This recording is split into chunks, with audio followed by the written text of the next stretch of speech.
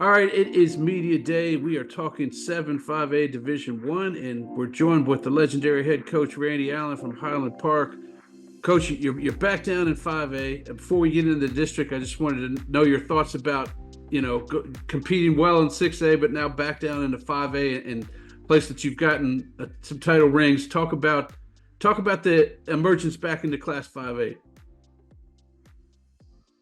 It's a lot better to be one of the larger enrollments in 5A than one of the smallest enrollments in 6A for competition reasons. We were just barely over the last 2 years, and looking at our projected enrollment, we should be 5A from here on out. But yeah, it's a different. I mean, we're playing teams we haven't played before. I mean, we've never played Cleveland, never played Burleson Centennial, never played Red Oak. Well, we played Red Oak in the Tom Landry Classic, but it's been years ago. So it'll be interesting and a little bit of the unknown. We've got a great pre-district schedule. We start off with Rockwall Heath. Then we come back and play Lovejoy. And then we play Jesuit at SMU, which will be a big attended game. And then we play Cherry Creek before we start district with Tyler.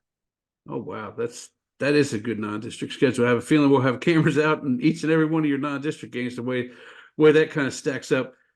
Yeah, you talk about new teams. It's kind of wild because this happens every year in 5A with UIL. There's one district where we like to call it hodgepodge. They kind of just put the rest of the teams in, and you barely had to gas the bus up when you had to go to Richardson and Irving, but now you're going to have to sit at the pump for quite a while when you're heading out to Tyler and some of these places deep down there in Red Oak and whatnot.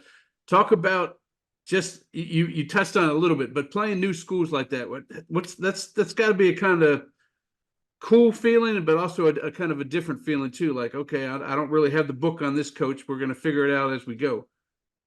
Well, it works both ways. You know, they don't know much about us, and we don't know much about them. But I don't know. Maybe it's exciting to our fans to have something different and new to look forward to. I think the travel's a little bit different in that we're going a different direction. You know, we used to go to East Texas, or like you say, the last 2 years we've been really close here in Richardson. But I mean, you got to play what you got to play. I mean, once the UIL puts you in a district, you got to make the best of it. And I watched Red Oak play Lido last year, and I was really impressed with their athletes. And of course, you know, Tyler has athletes. And then I watched Burleson Centennial, and they really played well as well. And so there's going to be some really tough matchups in our district, and it should be a very competitive district. Gives a nice challenge for your defensive coordinator too, because you're seeing a different style of offenses. I know Centennial runs the flex bone. You got the wing T coming out of Midlothian. So there's a different defenses you got to put together for different things. But having said that, you're bringing back one of the best defensive players we've seen the last couple of years in Jack Morris and even Anders Korn. You got some defensive guys coming back. Maybe talk a little bit about how you think your defense is going to show out in 2024. You're exactly right. Jack Morris is one of the best linebackers we've ever had, and Anders Korn is a player with 1 year of starting experience and got lots of talent. But we have 6 starters back on defense, which is the most we've had probably since I've been here. So we got some guys with some experience and playing time, and in the spring, we had a hard time moving the ball on our defense. So they really will set the tone for our team.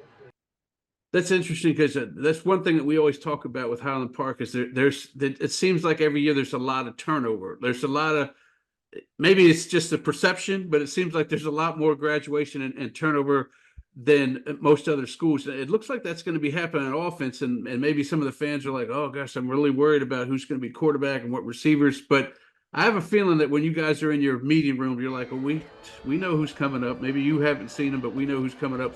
Maybe talk about some of those positions and who you think might fill them and how confident you are in them. Well, everybody wants to know about the quarterback position. That seems to be the number one question every year. And normally we have somebody that's made his way up the the depth chart and everybody knows who it is. This year is a little bit different. We have 4 quarterbacks competing for the position, and they all had opportunities in the spring to start and play and be evaluated. And then last night we had a 7-on-7 tournament, and 2 of them got to alternate. We got another 7-on-7 tournament coming up this next week, and the other 2 quarterbacks will get to play and alternate. And we just are using every opportunity and evaluate and keep good stats on them. And before we play Rockwall Heath, we'll make a decision. But we wanted to give them a chance to compete and show what they could do with the team. And then we've got some really good depth at wide receiver, although not. I think we had one guy that started last year at wide receiver coming back, but we have good depth at wide receiver. We've got some guys that can catch and go with it. And, we don't have a running back. We don't have anybody in the backfield that rushed for any yardage to speak of. Oh, goodness. Any quarterback that threw for any yardage. So we, most of our guys were either backups or playing on the JV blue team last year. And so we do have 3 offensive linemen that started coming back, and a 4th guy that got to play quite a bit. So that's a good omen when you have those offensive linemen with experience. But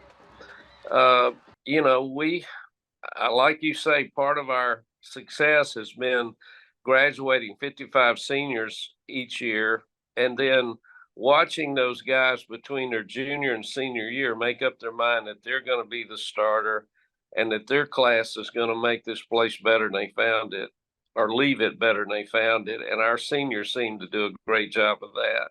Yeah, they absolutely do a good job of that. It's funny you mentioned that you don't have a guy that's gained a yard in rushing back. I just remember talking to Richland's head coach, Jed Gates, and he was talking about how every single yard gain from last year is back again. Like there wasn't even in cleanup time, those guys are still coming back. So it's quite the opposite. But you had your spring ball, and having said that, besides maybe quarterback, is there a position after spring ball your coaches got together and said, all right, we need to keep an eye on this when we get back to practicing again, because this is where we need somebody to step up and kind of be a leader?